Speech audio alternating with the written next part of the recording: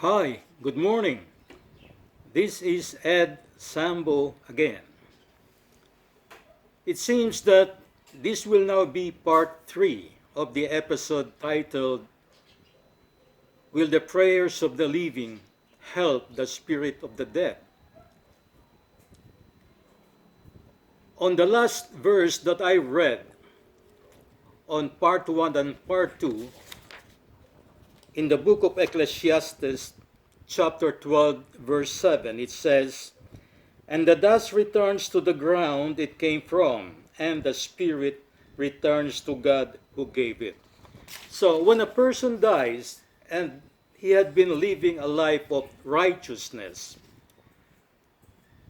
his spirit will return to God. But what about if the person who died did not live a life of righteousness, and that he had lived a life of unrighteousness? Where will his spirit go? To answer this question, let me read the Bible verse which says in the book of 1 Peter, chapter 3, verses 18 to 20, it says, "For Christ died for sins once for all, the righteous for the unrighteous, to bring you to God. He was put to death in the body, but made alive by the Spirit, through whom also he went and preached to the spirits in prison, who disobeyed long ago, when God waited patiently in the days of Noah while the ark was being built. In it, only a few people, 8 in all, were saved through water." So when a person died unrighteously, his spirit will be imprisoned. But the Bible did not state that this prison is what they call purgatory. This is just a prison for the spirit of dead people whose lives were not unrighteous. So, if the person who died is righteous, his spirit will return to God. But if the person who died is unrighteous, his spirit will be imprisoned until the last judgment will occur. Now, who would judge these spirits then on the last judgment? Let me read the book of Acts, chapter 17, verse 31. It says, "For he has set a day when he will judge the world with justice by the man he has appointed. He has given proof of this to all men by raising him from the dead." When we die, our body will decompose, and our spirit will either go back to God or our spirit will be imprisoned. Our spirits will wait for the day of judgment, and God had set only a day for judgment. It means that if a person dies, he will not be judged by God at that instant. Then another person dies, still there will be no judgment yet. All the people who have died will be judged only in one day, together and at the same occasion, at the day God himself had appointed. Now the question is, what will be the basis in judging us? So from this last verse, it is quite clear that Jesus Christ will judge us on the last judgment. It is clear as a bell that Jesus Christ will help God the Father in judging humans during the last judgment. So, what will be the factors in which judgment will be based on? To answer this, let me read in the book of Revelation, chapter 20, verses 11 to 13. It says, "Then I saw a great white throne and him who was seated on it, Earth and sky fled from his presence, and there was no place for them. And I saw the dead, great and small, standing before the throne, and books were opened. Another book was opened, which is the book of life. The dead were judged according to what they had done, as recorded in the books. The sea gave up the dead that were in it, and death and Hades gave up the dead that were in them, and each person was judged according to what he had done. Please take note of the last sentence that says, and each person was judged according to what he had done. Now, what does it mean? A person will not be judged by God according to the prayers offered by the living. No. A person will be judged on the last judgment according to the deeds that person had done. And when it says deeds, it's either good deeds or bad deeds. All these deeds, good and bad, were written in the book of life of that particular person. And if the good deeds outweigh the bad deeds of that person during the last judgment, then judgment for him will be favorable. And there's a big chance that he will be sent to heaven. But if the bad deeds outweigh the good deeds of that person, judgment for him will not be favorable. And there is a big chance that that person, body, soul, and spirit, will be thrown into the lake of fire. Let me continue. In the book of Ecclesiastes, chapter 12, verse 14, it states, for God will bring every deed into judgment, including every hidden thing, whether it is good or evil. Whatever a person does when he was still alive, his every deed will be brought into judgment. Whether this deed is a hidden deed or not hidden, or whether this deed is good or evil.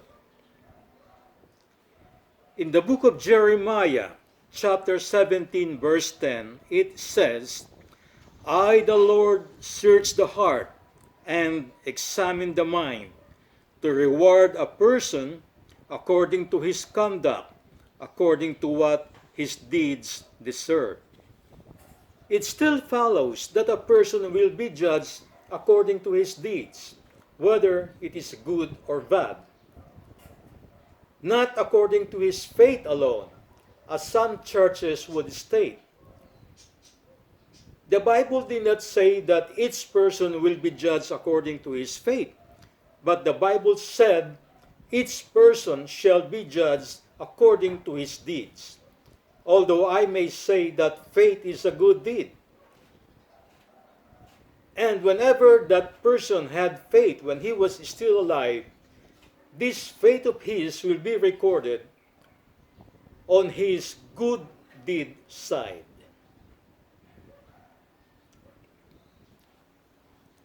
In the book of 2 Corinthians, chapter 5, verse 10, it says, for we must all appear before the judgment seat of Christ, that each one may receive what is due him for the things done while in the body, whether good or bad.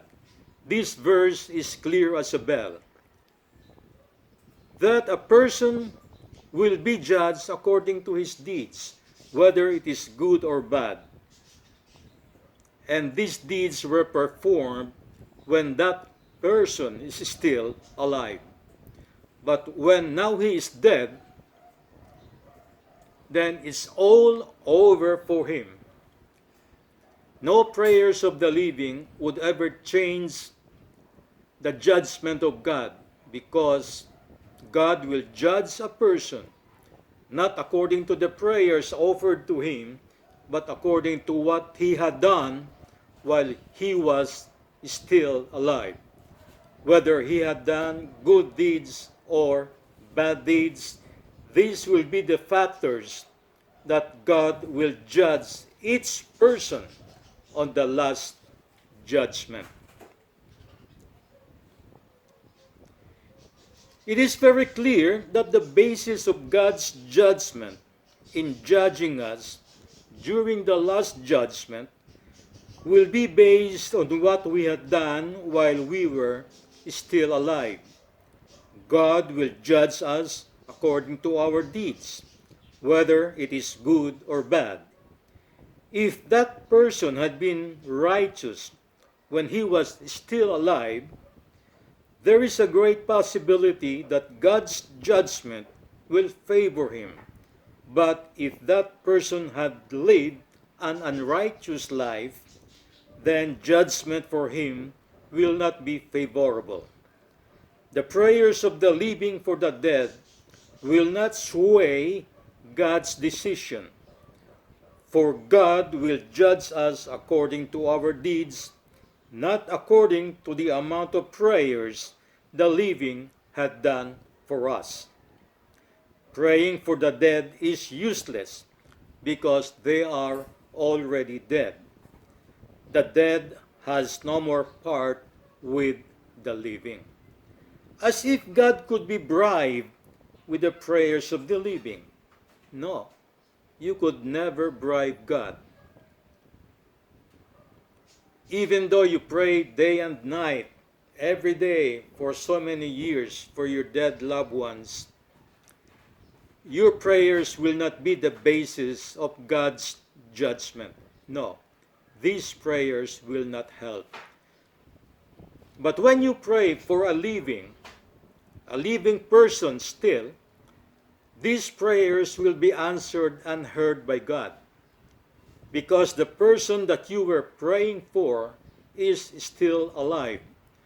But when you pray for a dead person, these prayers will not help him attain salvation. It is very clear then that when you die, the boxing bout is over for you. Nobody on earth could help you. No amount of prayers could help you, because the judgment will be based on what you had done while you were still alive. So this episode 1, which I called "Will the Prayers of the Living Help the Spirit of the Dead?" the answer is a very strong no. It is a big no. So I would suggest that if your loved one had died, praying for them would be useless. It is better that you pray for them while they are still alive. I would like to tell my listeners on this broadcast that if you would like to receive a written copy of this episode, I could send them to you through your email address. Send your request on my email address, and I will show this on the screen, which says, can you see it? There it is. Edgardo Sambo 2021 at gmail.com.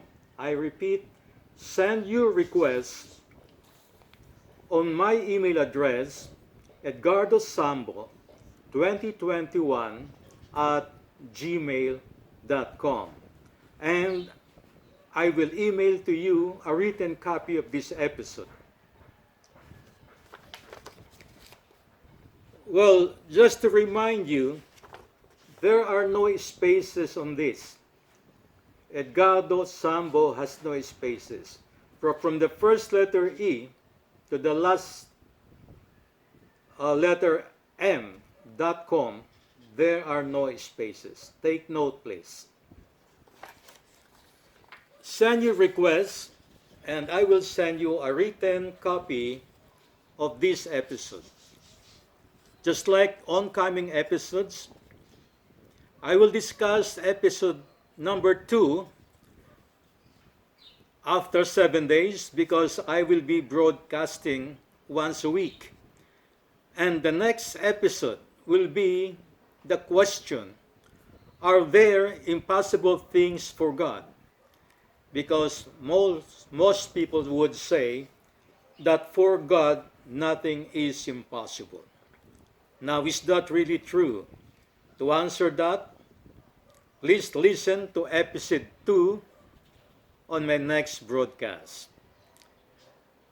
In the meantime, stay tuned every week and please subscribe and ring the notification bell so that in every episode that I discuss, you could be notified by the internet.